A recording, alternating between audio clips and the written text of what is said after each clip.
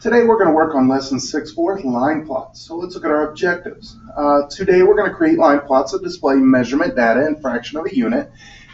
Use operations with fractions to solve problems based on information in the line plots. We're going to understand the place value system, and we're going to convert like measurement units within a given measurement system. So let's start with our math format. So it says identify common denominator between the two fractions. So I have 4 and 8. So when I look at my denominators of 4 and 8, I know that 4 can go into 8 easily, so the quick denominator would simply be 8. When I look at 6 and 3, I can easily see that 3 can go into 6, so I know I could make my fractions out of 6 with a common denominator. So I've got a couple more here.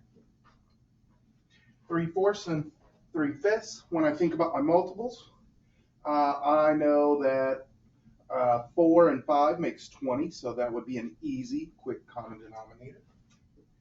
The last one here, 7 and 4. So when I think about my multiples, if I was to list those out, I could say 7, 14, 21, 28. And then if I did the same for 4, I would see that 28 would be my least common multiple, first time that they match up. So I could say 28 there. All right, now this is some vocabulary. I mentioned line plot and objectives, and it's what we're going to be focus on creating today from a data set. So a line plot is different than a line graph. It's a sketch of data in which check marks, X's, or other marks above a labeled line show many times each value appears in the set of the data. So if you look at the test scores, score number correct at the bottom here, only one problem correct, 2 people. But then if you look at the 5, you can see that only one person got it correct. And those X's represent the number of people. And then we have the word scale. It's a comparison between the number of units in a picture or model and the actual number of units. A picture graph may show one smiley face to stand for 10 people. See scale of a number line or measurement scale, a tool for measuring weight or mass. Now you're going to complete steps 1 through 3. So number 1, measure your pencil to the nearest 1/4 inch. So go ahead and do that now. If you don't have a ruler at home, just do the best that you can there. Then you want to record your measurement on a sticky note, write large enough for others to see. In this case, if you're at home and you're writing this, just write it down somewhere so you can record it in your journal in a minute. Go ahead and pause the video and measure your pencil that you have nearby. Okay, so hopefully you've had a chance to measure your pencil. Now we're going to study the measurements on your classmates' sticky notes. If you're home, again, you don't have access to those unless your teacher shares that with you. So I've put in some sample numbers that we're going to work with, so don't worry about that. So in the previous lesson, you learned, you solved problems involving measurement conversions. So today you'll work with line plots to organize and interpret measurement data. So we're going to take that measurement and do more with it. So a line plot is a type of graph in which data points are represented by X's or other marks. Sometimes they use dots, but usually X's. The X's are placed above a number line to show how often each value appears in the data set. What is our data set in the math messages? So I'll pull that up here in a minute and show you the samples that I came up with. And so how might a line plot help us organize our data set of pencil length measurements? So that's something to think about. Why would I even do a line plot? To measure, to show that. So that is something we'll kind of focus on, think about how it could be helpful today. So you'll create a line plot to show the pencil length data and use what you know about fractions to solve problems about the information on the line plot. So turn to Math Journal page 205. So you can go ahead and pause the video if you need to pull that open. It's 205. Now you can see here we have a line plot. Down here it's blank. We also have a line right here, and if you didn't notice, it's going to be the title. So what would be a good title for our line plot? We're talking about pencil lengths. So when I think about it, I don't want to say pen lengths because I'm talking about pencils, right? And I don't want to just say pencils because that's not detailed enough. We want to know, our title should describe what our data set is. In this case, it's pencil lengths.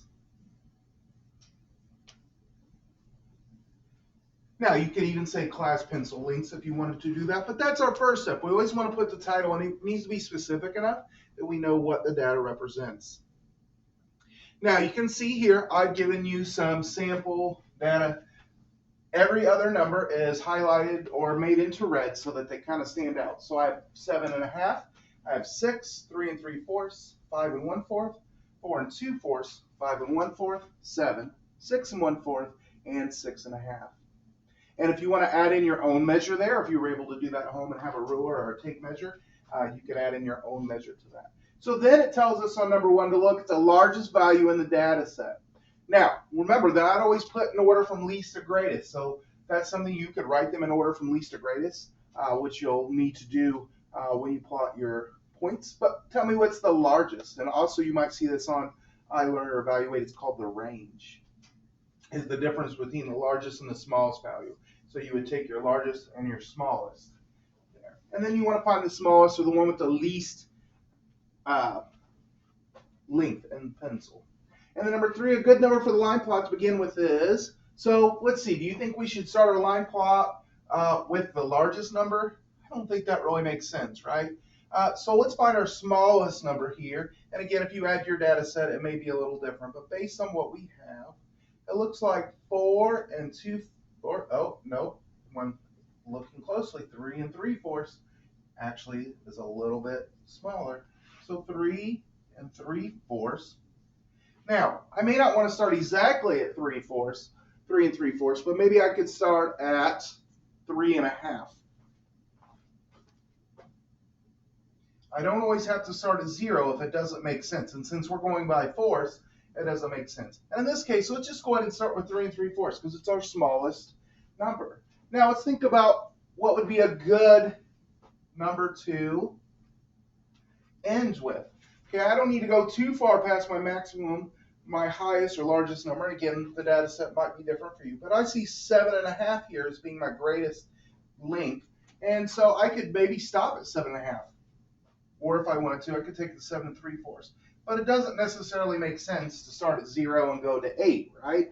Because you don't have any data from 0 to 3 3/4, and you don't have any data from after 7.5. So we measured each pencil to the nearest 1/4 inch. So we should label our number line. What do you think? If we're going by fourths, do you think we should label it by fourths? I think that would make sense, right? So we're going to label it by fourths because that's the increments that we went with. That's our scales using fourths there. So the standard pencil is about 7.5 inches long. So a standard one, and that's probably one that's a new pencil. So how would we label the line plot using an appropriate scale or interval? Again, we said they're using intervals probably of fourths if we're measuring to the nearest fourth. So let's see how they did it here. When labeling the number line, it is not necessary to write a number under every tick mark. Whole numbers and halves be sufficient. So you really don't even necessarily have to do the fourths there. So you can see they went ahead and did halves. And in between each half is a fourth. So that way you don't have to cram in and write all your numbers. Now they even went to 2 in their data set, which is fine. And so that's another thing you want to look at is to see what fits in there. So our lowest was 3.5, I believe, but they decided to start at 2 because they wanted to fill in the whole number line.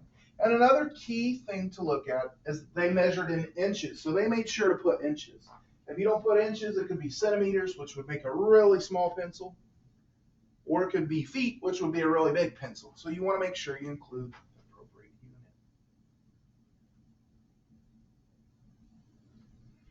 So if you haven't already, make sure you go back there and you label in your math journal those numbers there. So take the time to do that. Make sure you have your title, make sure you have your scale, and make sure you have your units of measurement. So go ahead and pause the video now and make sure you have those in there. Okay, so you should have had a chance to fill in your line plot from the previous slide. Now, how many pencils are longer than 4 inches? Those are things we'll have to go back up to our data set and look at. And it might be a good idea to take these numbers and write them on a piece of paper so you don't have to keep going back and forth. But these are questions I want you to think about.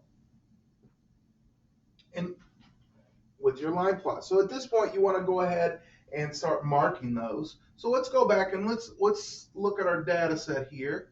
So my smallest number is 3/4, 3 3/4.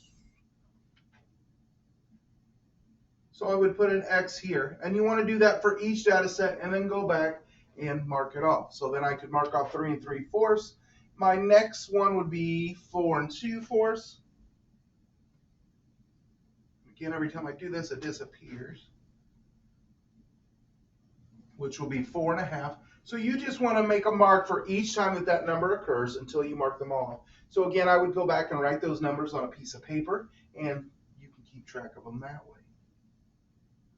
And then you'll be able to answer these questions. What is the most common pencil length? So which one has the most X's? You want to go back and look at that. What is the difference in length between the longest and shortest pencil? We also call that the range when we're talking about data landmarks. How can we estimate the length of all the pencils placed end to end? So think about how could we estimate if we take all the data we have, we know we're going to have to add it together, but how could I estimate that? So that's something to think about there. Do I add all the whole numbers or do I add the halves and the whole numbers? And what is the total length of the pencils represented by the X above 4 1/2? So you're going to go back and you're going to look at 4 1/2 and you're going to write those in. And then I want you to tell me what is the total length of all the pencils. So on the data for the line plot, you're going to add together all the values. So if 4 2/4 had 5 X's, I'm making this up, but if 4 2/4 had 5 X's, you would add all those together. So go ahead and look at Math Journal page 206 and 207. So go ahead and pause the video. Okay, so you see here we have a blank line plot. And for this one, you're going to do classmates' heights. And again, if you're home, it's a little bit hard to do. I put in some sample numbers there for you that you're going to go through and do on your own. So you're going to look at those. You're going to tell me your own height. Again, if you can't find a measuring tool at home, you can just pick one of these and add it into your data set. What is the largest, the smallest? Think about what a good number is. If our smallest number, it looks like here, is 53 1/2, we're probably not going to go too lower than that. And what's a good number for the line plot to begin with? What's a good number to end with? And then we're measuring to the nearest 1/2 inch. So we can see that there. And then you're just going to use your line plot about student height data to solve the following problems. And you're going to go through and answer those. But again, you might want to take all this data set and you might want to write it on a piece of paper so that you have it. Remember, the red ones are separate from the black ones. Each of those are their own value. So then you're going to go through and answer the data questions here.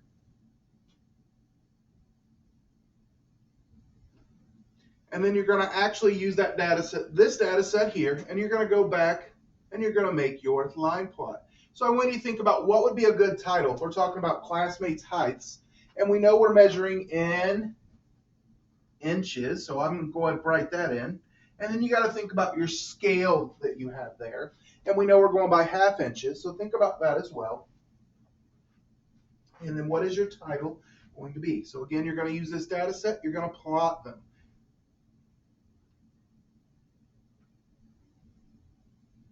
And then for the final part there, it says, imagine that you and your classmates decide to lie down on a baseball field starting at home plate and placing yourselves head to toe along first base line. How close would you come to reaching first base?